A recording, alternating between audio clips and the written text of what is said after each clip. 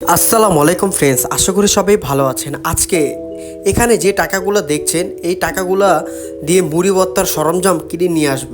তো তো এখানে পেঁয়াজ আছে, কাঁচামরিচ আছে, তো কাঁচামরিচ কাটতেছে, ধনিয়া পাতা আছে। এটা হচ্ছে সহজ প্রক্রিয়ায় কিভাবে মুড়ি ভর্তা বানানো হয় সেগুলো আজকে আপনাদেরকে দেখাবো। এখানে পেঁয়াজ কাটা হয়েছে কিছুটা, কাঁচামরিচ কাটা হচ্ছে কিছুটা, তো সব কিছুই দেখাবো আপনাদেরকে। তো পেঁয়াজ কুচি কুচি করে কাটতেছি। তো পেঁয়াজ যত বেশি দিবেন মুড়ি ভর্তা তত ভালো বা সুস্বাদু হবে। তো ধনিয়া পাতাও কাটতেছি, ধনিয়া পাতাটাও সামরিক পরিমাণ মতো দিলেও মুড়িতে একটা ভালো টেস্ট আসে।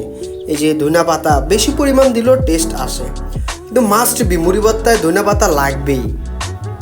আরেকটি সামান্য পরিমাণ মতো লবণ দিচ্ছি, লবণ পরিমাণ মতো দিলেও ভালো। আর কি পুরাটা মাখিয়ে নিচ্ছি, মাখাতে অনেক হাতে জ্বললেও কিন্তু মুড়ি মাখানোর জন্য সুন্দর করে মশলাটা মাখিয়ে এবং একটু সরষের তেল পরিমাণ মতো বেশি করে দিলেও মশলাটা অনেক সুস্বাদু হয়। এখানে কাঁচামরিচ, ধনিয়া পাতা, পেঁয়াজ এবং সরষের তেলও আছে, লবণও আছে। সেক্ষেত্রে এটা আপনি ভাত দিয়েও যদিও খান আপনার কাছে অনেক ভালো লাগবে। তো আলুর চপ, বেগুনি এগুলা মুড়ির মশলার সাথে মিক্স করাতে হয়। তার আগে আলুর চপ বেগুনিগুলা ভেঙে গুঁড়া গুঁড়া করে নিতে হবে। সামান্য বেশি গুঁড়া করলে কিন্তু ভালো হবে না মুড়ি ভর্তার জন্য, মানে কিছুটা পরিমাণ মতো ভাঙতে হবে।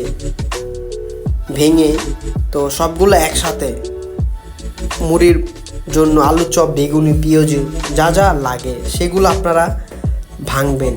বেশি গুঁড়া গুঁড়ার প্রয়োজন নেই। তো সাথে আমাদের এখানে দেখছেন পলিথিনে আছে আপনার বুট।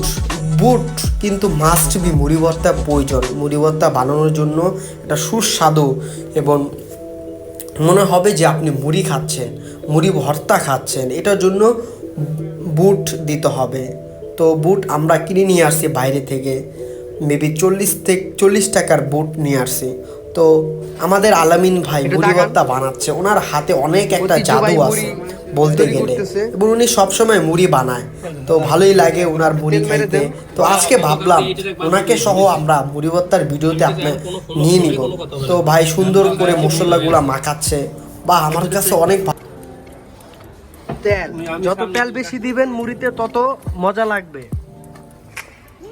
প্রকৃতির নিয়ম, যত তেল বেশি তত মজা বেশি। এসে খাঁটি হাতে ভাজা মুড়ি, আধা কেজি মুড়ি নিয়ে আসছি। এই মুড়িটা এখন ঢেলে দিবে, মুড়ি ভর্তার জন্য মুড়ি ঢেলে দিবে। এটা হচ্ছে তেঁতুল কাঠের খাঁটি সরষের তেল, তেঁতুল কাঠের খাঁটি সরিষার তেল, সিটি গ্রুপ। এই তেল খাইলে আপনারা যদি বাসায় সহজভাবে মুড়ি ভর্তা তৈরি করেন, সেখানে মুড়ি ভর্তার জন্য প্রয়োজনীয় যে জিনিসগুলো লাগবে সেগুলো আমি আপনাদেরকে বলে দিচ্ছি। আপনারা সর্বপ্রথম আলুর চপ, বেগুনি, পেঁয়াজ এইগুলো তো রাখবেনই মাস্ট বি। তার সাথে রাখবেন বুট এবং তার সাথে রাখবেন ধনিয়া পাতা, কাঁচামরিচ, লাগলে শসাও রাখবেন। এতে করে মুড়ির একটা স্বাদ আসবে। আর সরষের তেল তো মাস্ট বি দিতে হবে। সরষের তেলটা হচ্ছে মুড়ি ভর্তার জন্য একটা সুস্বাদু মুখে রুচি নিয়ে আসে এবং মুখে একটা স্বাদতম একটা নিয়ে আসে। আসলে আমরা যখন মুড়ি ভর্তা বানাই তখন বিভিন্ন রকমের বিভিন্ন সামগ্রী দিয়ে থাকি। এই যে যেমন চানাচুর, এটা হচ্ছে বারবিকিউ চানাচুর। এই চানাচুরটা কিন্তু অনেক মজার। এই চানাচুরটা মুড়ি ভর্তার জন্য বেস্ট একটা বারবিকিউ চানাচুর।